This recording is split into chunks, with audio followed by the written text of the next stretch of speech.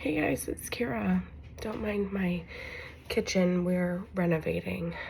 It's a whole thing in and of itself. So the day I turned 38 weeks, I made an update video for you guys, and then around noon I started having contractions, and by 4 o'clock I was really having contractions, and then by 5, 6 o'clock, I was calling my husband home from work to go to the hospital to have a baby. Spoiler, I am still pregnant. So that was Friday, and we left to go to the hospital because of a few reasons. I could feel that these contractions were real contractions. They were coming every 3 to 5 minutes, and they were lasting over a minute long. And they were ones that I had to kind of stop and focus through. It was a snowstorm where I live on Friday, right at that time. And being my 5th baby, I did not want to make the call too late and have my husband have to rush home from work. He doesn't live far, but he doesn't work far, but he doesn't work close either. It's about a 20-minute drive. But in the snow, it was like a fresh, like bad driving conditions type of a snowstorm. I did not want to be like, it's go time with my 5th and have this baby in the car, or have him rushing home because things were gonna be happening quickly or anything like that. I called my midwife, asked her opinion. She said, I think you're in enough pain to come in and at least get checked. And she's like, I agree, the roads are bad. I don't want you rushing. Just make your way in, you know. So I also had to make arrangements for my children. I have 4 existing children and a dog. So it was just going to take a while from me deciding to go in to being able to go in. And so I made the call earlier than I normally would to go in. We eventually get to the hospital and they check me, get the IV. I still have bruising from it. They check me and they're like, you are having contractions, but you're only at 2. And you're about, 40 to 50% of phase. Like, so this is, I was like, listen, I don't know that this is true labor or if it's the beginning of true labor, but with all the circumstances, like I kept trying to explain myself. And my midwife and all the nurses are like, no, we would rather you come in. Just come in, like, don't chance it. So they were all super sweet, and they were like, listen, normally we would say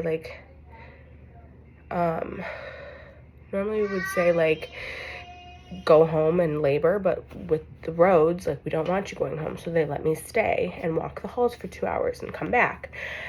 I couldn't even walk for 2 hours. I walked for about 1 hour and 15 minutes. I had to come back to the room and sit because I was contracting so hard. My hands were swelling, like, it was bad. So she checks me again and she's like, you're still a 2, but your effacement has gone to like 70% and the baby is moving down. So they're like, we want to keep you and let you do a trial of labor. We can keep you for up to 23 hours and just see what happens, rather than you going home and having to come back. Like, just stay the night here and we'll watch. We'll see what goes on. So they put me in a labor and delivery room. I'm contracting all night. Around 2 a.m. they come in because the pressure in my bottom was so intense. And I'm still a 2. Effacement 10% more. Baby's at a -1 now. Like, some changes, but very slow. So they let me stay. They're like, if you want to go home, you can go home. If you want to stay, you can stay.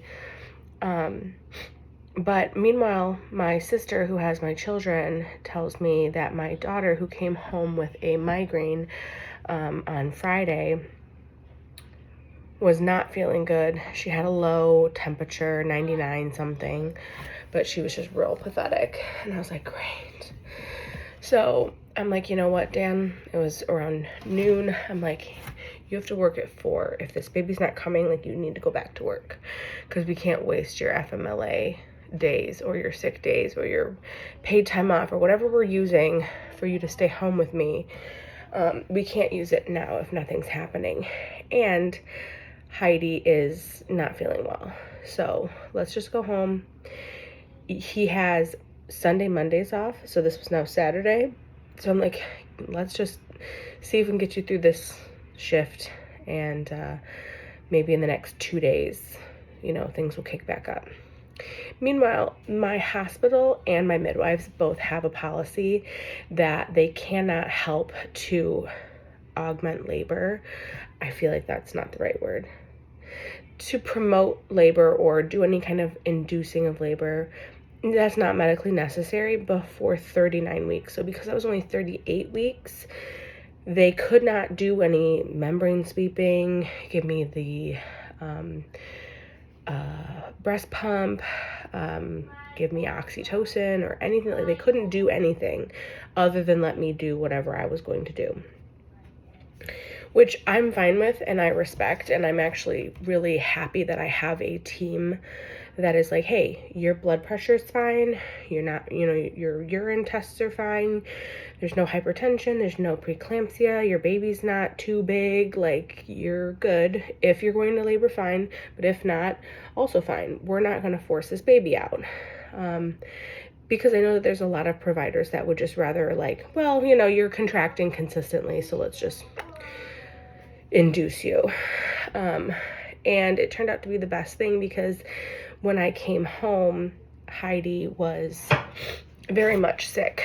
And then my other daughter, another one of my daughters, Lennon, the next day started getting sick. And now my son, Ford, and now me. So low fevers, super tired, congestion, sore throat, coughing, like, just no good.